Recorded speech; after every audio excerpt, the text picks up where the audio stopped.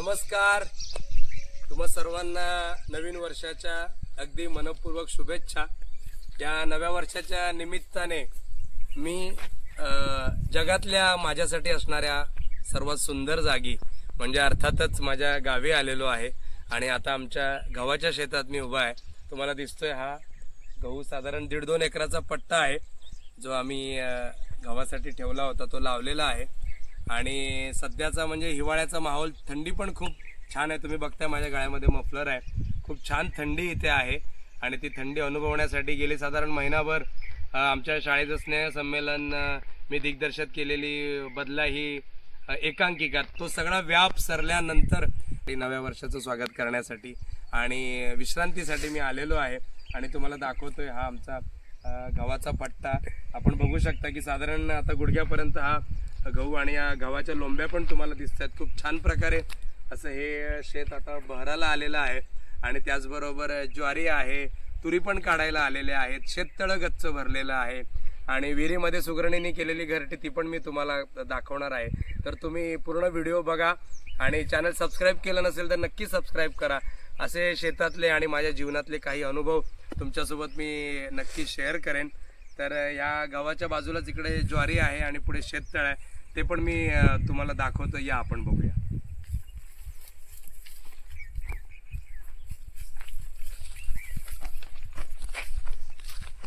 खूप सुंदर असा माहोल या दिवसामध्ये आपल्याला गावी बघायला मिळतो। बघा इकडे माझ्या उजवीकडे ज्वारीचं शेत आहे आणि ज्वारीची कणसं पण तुम्हाला दिसत आहेत।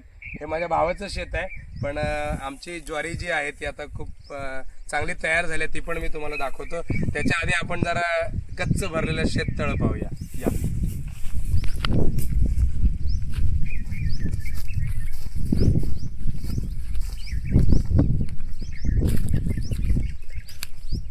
ही आमची विहीर आहे बघा, आधी तुम्हाला विहीर आणि आमच्या विहिरीला असलेली समृद्धी म्हणजे ही सगळी सुगरणीने केलेली घरटी।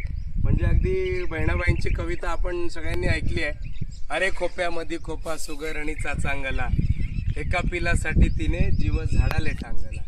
तर इतकी घरटी अशी इथे तयार असतात बघा। हे उमराचं झाड आहे विहिरीच्या बाजूला असलेलं, हे बाबळ आहे आणि त्याच्यावर ही एवढी घरटी सुगरणीने बांधल्या। दरवर्षी अशा सगळ्या सुगरणींचा भरच एका अर्थाने म्हणता येईल आमच्या विहिरीवरती असतो। तुम्ही बघू शकता आता ज्वारीला पाणी उपसल्यामुळे विहिरीला पाणी थोडंसं कमी आहे, पण खूप छान ही घरटी बघा आणि सुगरणी इथे सातत्याने त्यांचा वावर असतो, खूप तो छान किलबिलाट आपल्याला ऐकू येतो। त्यानंतर इकडे माझ्या उजवीकडे शेततळ आहे, ते पण मी तुम्हाला दाखवतो बघा।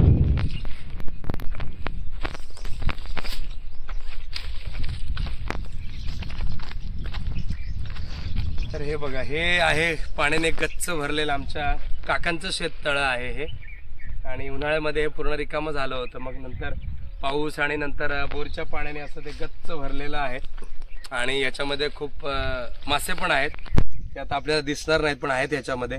तर असं हे आता गच्च भरून ठेवलं आहे शेततळ, जेणेकरून उन्हाळ्यामध्ये जेव्हा बोर बंद होतात किंवा विहिरीला पाणी कमी होतं तेव्हा आपण या शेततळ्यातलं पाणी काढतो। तर असं दुपारच्या वेळी किंवा संध्याकाळच्या वेळी हे असे पाण्यावरचे तरंग पाण्यात एक जी आत्मिक शांतता असते ती इथे अनुभवायला मिळते आणि शेततळ खाली गेलं की उरवर लागते। पण जेव्हा या दिवसामध्ये हिवाळ्याच्या पावसाळ्याच्या दिवसात जेव्हा शेततळ भरतं आणि इथे अगदी खूप पाखरं पण येतात, तेव्हा तो सगळा माहोल आणि ती सगळी शांतता खूप अनुभवण्यासारखी असते। आता आपण आमच्या ज्वारीच्या शेताकडे जाऊया, या।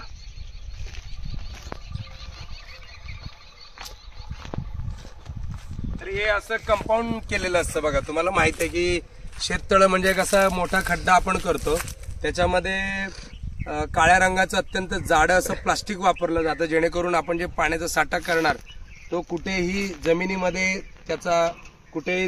ते झिरपता कामा नये, ते असंच पाणी राहावं। थोडंसं बाष्पीभवन होतं याचं, पण एकूण इथे साधारणतः 3 ते 4 विहिरींचं पाणी याच्यामध्ये आपल्याला साठवता येतं। आणि कंपाऊंड एवढ्यासाठी असतं की हा कागद खूप अमूल्य असतो, साधारण या कागदाची किंमत 1 लाख रुपये या कागदाची किंमत आहे, काळ्या कागदाची किंमत। आणि जनावर पशुप्राणी जाऊ नये, तो कागद फाटू नये किंवा कुणाला इजा होऊ नये, दुखापत होऊ नये, म्हणून हा कागद लावल्यानंतर असं त्याला कंपाऊंड केलं जातं। आता आपण जरा ज्वारीच्या शेताकडे जाऊया. सोलापूर हा ज्वारीसाठी अत्यंत प्रसिद्ध असलेला जिल्हा आहे. त्यामुळे आमच्या शेतामध्ये भरपूर प्रमाणात आम्ही ज्वारी करतो आणि मुख्य पीक असल्यामुळे ती सहजपणे आमच्याकडे येते आणि अत्यंत उत्तम प्रकारची ज्वारी येते. ते शेत मी तुम्हाला दाखवतो.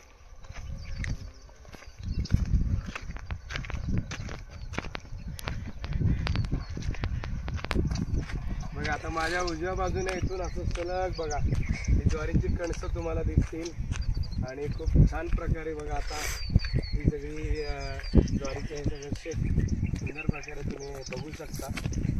अजून हुरडा तयार झालेला नाही. हुरडा तयार व्हायला साधारण अजून 1 ते 1.5 महिना लागेल.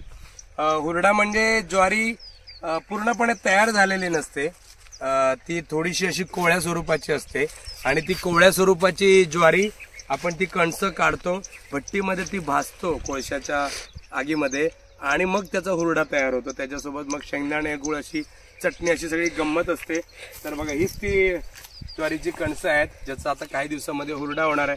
तुम्ही बघू शकता लांबवर अशी सगळी कणसं आणि ज्वारीची सगळी ताटं अशी सुंदर प्रकारे बहरलेली आहेत. तर साधारण 1-1.5 महिने म्हणजे जेव्हा आमची जत्रा असते तेव्हा साधारणपणे बघू शकता तुम्ही. आता बघा बघा अशा प्रकारे हे ज्वारीची आता बघा तुम्हाला दाणे पण दिसत असतील ज्वारीचे. तर हे अशा प्रकारे आता दाणे तयार होण्याचा हा हंगाम आहे. एकूण तुम्ही बघू शकता बघा किती सुंदर प्रकारे एखाद्या तुऱ्यासारखी ही कणसं आता वरती येत आहेत आणि नंतर हे कणीस भरून त्याला पूर्णपणे ते दाण्याने पूर्णपणे असं गच्च होतं आणि ही ताटं सुद्धा बघायला आणि दिसायलाही फार सुंदर अशी दिसतात. तर इथं तुम्ही बघत घ्या, दूरवर तुम्ही नजर टाकलीत तर तुम्हाला ही ज्वारीची सगळी कणसं आणि ज्वारीचं उत्तम शेत दिसेल.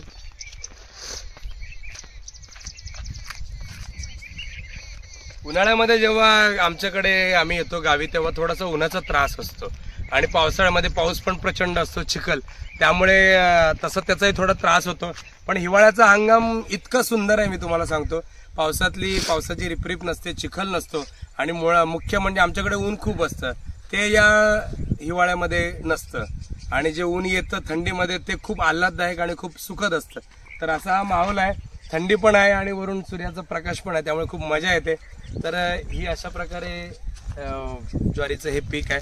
आणि माझ्या उजव्या बाजूला जे आपण नेहमी मी तुम्हाला अनेकदा दाखवलेत की सीताफळाची बाग आहे आणि अतिशय उत्तम अशी सीताफळ यावेळी आम्ही काढली, विकली आणि आता शेवटचा याचा तोडा बाकी आहे. म्हणजे शेवटचा सीताफळाचा तोडा बाकी आहे. शेवटी आता त्याची साधारणतः अजून एक 400-500 किलो माल त्याचा निघेल, कारण साधारण 5 ते 6 वेळा आम्ही सीताफळाची तोड केलेली आहे.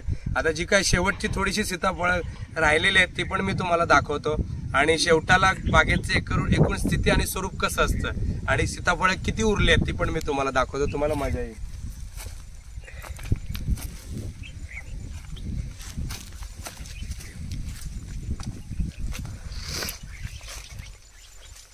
आता मशागत म्हणजे थोडीशी कमी, कारण आता आपण माल काढतो त्यामुळे थोडं गवत वगैरे झालेलं आहे इथे, पण तरी पण तुम्ही बघताय झाडं अजूनही छान कंडिशन मध्ये आहेत. त्यांना आपण पाणी देतोय आणि खत वगैरे जे काही त्यांना द्यायचंय सोडायचंय ते आपण सोडतोय आणि खूप वेळा माल काढलाय पण तरी अजून एक तोडा बाकी आहे. त्यामुळे काही सीताफळ मी दाखवू शकतो तुम्हाला. या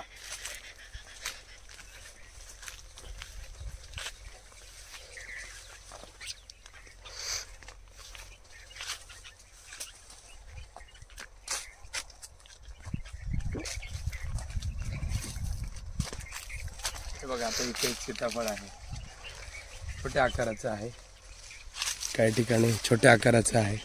तर आता हा शेवटचा तोडा आपला उरलेला आहे, त्यामुळे कमी माल राहिला पण तरी सुद्धा तुम्ही बघू शकता.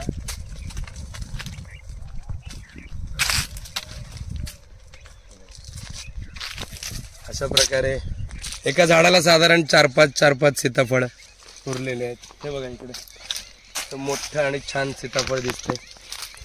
तर आता हा तो शेवटचा भर आहे, तो आम्ही आज किंवा उद्या ही सगळी सीताफळ सगळी आता काढून घेणार पूर्णपणे.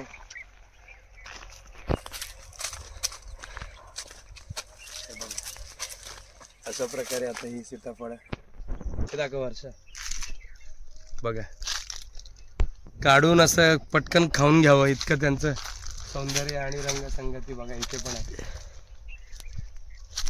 बघा अशा प्रकारे. तर हा शेवटचा बहर आहे सध्या, त्यामुळे तो काढून घ्यावा. हे सगळे सीताफळ आता आम्ही आज किंवा उद्या काढून घेणार आहोत. आणि याला बघा डोळे पण आलेले आहेत, तुम्ही बघू शकता. बघा ह्या रेषा जेव्हा दिसायला लागतात थोड्याशा पिवळसर, तेव्हा आपण म्हणतो की त्याला डोळे आले. सगळा तयार माल आहे आता, तो तयार माल काढून त्याची विक्री करायची. तुम्ही बघू शकता हा सीताफळाचा शेवटचा बहर या वर्षीचा.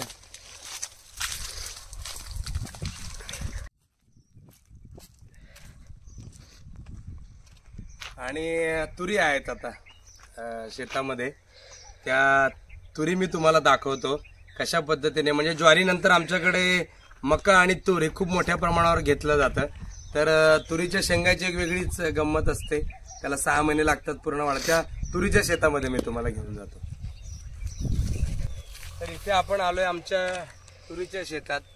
हा साधारण 1.5 एकरचा तुरीचा पट्टा आहे, जो आम्ही पाऊस पडल्यानंतर ज्या तुरी लावल्या होत्या. आणि तुम्ही बघू शकता की आता पूर्णपणे त्याच्या शेंगा वाळलेल्या आहेत. झाडं पण अगदी डोक्याला लागत आहेत. मी दाखवतो तुम्हाला कशा पद्धतीने तुरीला शेंगांचा बहर येतो, त्या कशा पद्धतीने त्या शेंगा वाळतात. आपण बघूया जरा.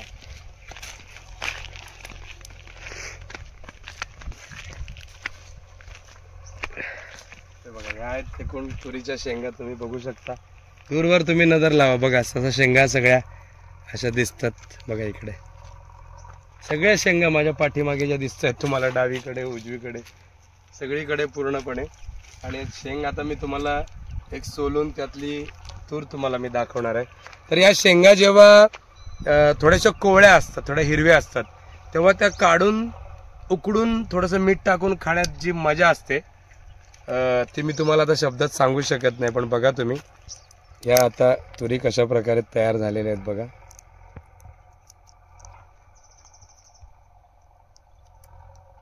तर हे बघा ही आहे आपली तूर.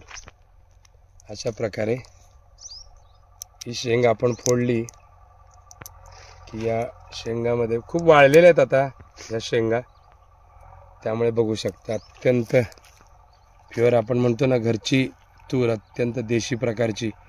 तर अशा या तुरी आता छान, मग नंतर आपण याची मशीनद्वारे किंवा जात्यावरती याची डाळ केली जाते. तर बघा आता इतकं हे असं वाढलेलं आहे की ह्याच्यात आपल्याला शिरता येत नाही. पण तुम्ही बघू शकता अशा प्रकारे त्या तुरी बघा. दूरवर अगदी सगळीकडे जिथे जाऊ आपण तिथे शेंगा आपल्याला दिसतात.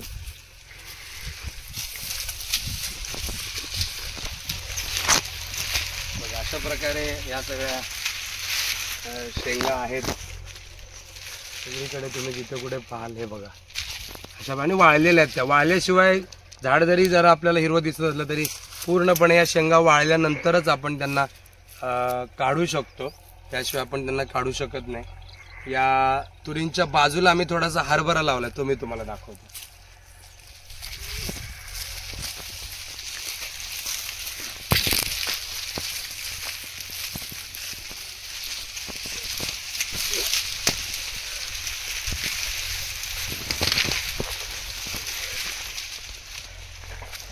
बघू शकता तुम्ही त्या तुरी अशा प्रकारे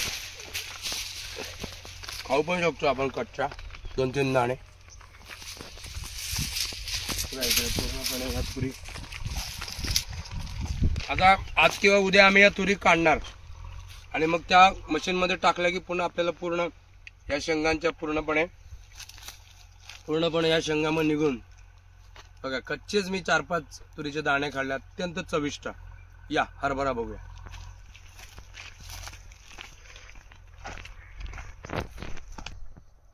या तुरीचं एक खास वैशिष्ट्य म्हणजे खूप जण मोकळ्या पाण्यामध्ये या तुरी करतात, पण मी बघा याला ड्रीप केलेलं आहे, एकूण पाण्याची पण बचत व्हावी आणि जागच्या जागी तुरीला पाणी मिळावं. कारण शेवटी पाणी खूप जपून वापरावं लागतं. सोलापूरचा आमचा थोडासा दुष्काळी भाग, पाणी आहे पण त्याची जेवढी आपण बचत करू, कारण हा हिवाळ्याचा मोसम असा असतो पूर्ण 8 एकर क्षेत्र आमचं पूर्ण पाण्याखाली आहे. म्हणजे त्याच्यामध्ये 2 एकर ज्वारी आहे, इकडे 1 एकर, 3 एकर ज्वारी, 3 एकर सीताफळ, इकडे 1.5 एकर तूर आणि तिकडे पुन्हा तूर आहे. तर त्यामुळे पाणी फार जपून वापरावं लागतं, म्हणून आम्ही याला ड्रिप केलेले तुम्ही बघू शकता. पूर्णपणे फक्त मुळाशी, झाडाच्या फक्त मुळाशी बघा, हे जे छिद्र दिसतंय हे बघा, ह्या छिद्रातून झाडाच्या बरोबर मुळाशी पूर्णपणे एक एक थेंब बघा. आता हा भाग सुद्धा ओला आहे बघा, ही इथली माती ओली आहे पण इथली कोरडी आहे, कारण इथे पाणी पडायची आवश्यकता नाही. बरोबर झाडाच्या मुळाला साधारण 1 फूट धरा, साधारण 1 फूट तुरीचं झाड साधारण 1 फूट जमिनीमध्ये जातं. त्यामुळे वरच्यावर ते पाणी गेलं तरी पण ते पाण्याची बचत होते आणि नेमकं मुळाला पाणी मिळाल्यामुळे तुरी पण खूप छान येतात. आता आपण हरभरा जो आम्ही थोडासा लावलाय खाण्यापुरता तो तुम्हाला दाखवतो. या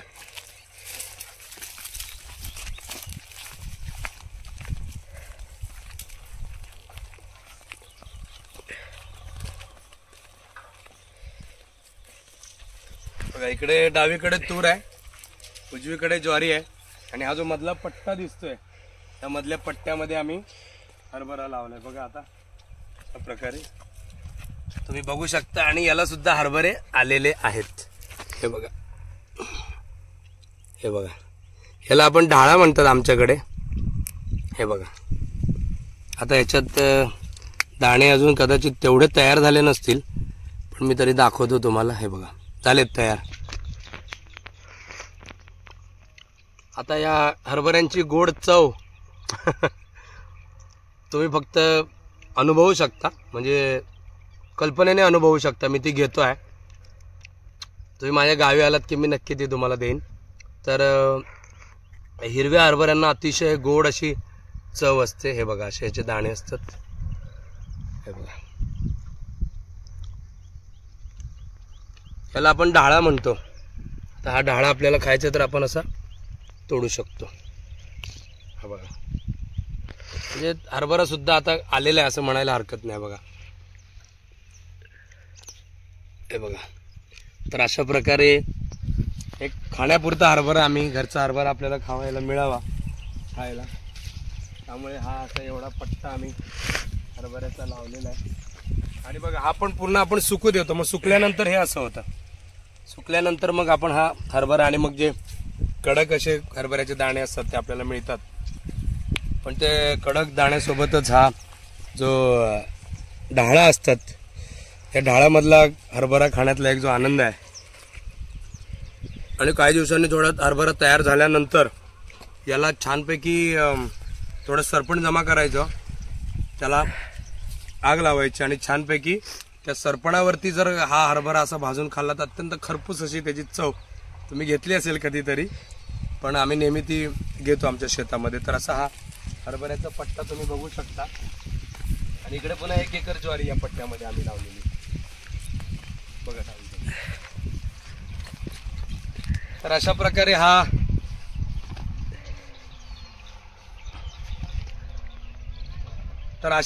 हा एकूण नव्या वर्षातल्या या नव्या पहिल्या दिवसाचा माझा अनुभव. आणि खूप छान प्रकारे वातावरण आहे, थंडी पण खूप छान आहे आणि ती एन्जॉय करण्यासाठी आणि त्याचा आनंद घेण्यासाठी मी आलोय नेमक्या नव्या वर्षाच्या मुहूर्तावर. तुम्ही सगळे पण तुमच्या नव्या वर्षाचा आनंद अत्यंत मनापासून, नव्या वर्षाच्या पहिल्या दिवसाचा अत्यंत मनापासून आनंद घ्या. तुम्हा सर्वांना मी नव्या वर्षाच्या शुभेच्छा देतो आणि तुमची रजा घेतो. चॅनल आपलं बघा, सबस्क्राईब करा, हे व्हिडिओ आवडले तर शेअर करा. हे व्हिडिओ बनवण्याचं आणि शेअर करण्याचं माझं ध्येय म्हणा किंवा हेतू एकच आहे की आपण कुठेही शहरामध्ये असलो तरी आपली नाळ ही गावाशी कायम जोडलेली असायला पाहिजे. आणि आपलं गाव आपल्यासाठी किती महत्त्वाचं आहे.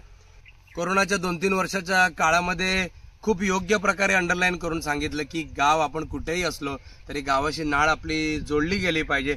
त्यामुळे मी असे व्हिडिओ बनवतो, शेअर करतो, जेणेकरून तुम्ही पण तुमच्या गावाशी कनेक्ट व्हा, तुमच्या गावी जा, तिथल्या शेतीशी, तिथल्या माणसांशी गप्पा मारा आणि हे जे अतूट नातं आहे आपलं ते जपा. पुन्हा एकदा तुम्हाला सर्वांना नव्या वर्षाच्या खूप शुभेच्छा देतो आणि तुमची रजा घेतो. धन्यवाद.